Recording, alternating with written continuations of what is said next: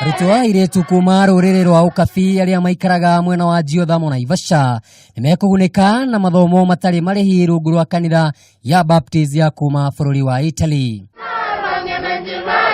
Mathomo maya marongoreirie gũtigĩrĩra arutwo aingĩ airĩtu nĩmahota gũthoma handũ ha kũhikithio kĩa hinya. Engineer Renato Papale niwe ugĩte ũhoro ũyũ. Looking at all the costs, annual costs for uniform, for transportation, for books and so on, in order to help the highest number of girls for primary, secondary, also university studies. So they also need not only transportation, also accommodation. Papare nĩ ugĩte itĩna rĩa mbere megũkorwo magĩteithĩrĩria ciana 40 kuma mwena ũyũ gũtigĩrĩra nĩ mathoma nginyagia university. The amount of the donation for this first year is around 2 million Kenyan shillings. So I think that could be done a good job and good help for the community. Because helping the girls to study is helping the community, is helping the future of the community,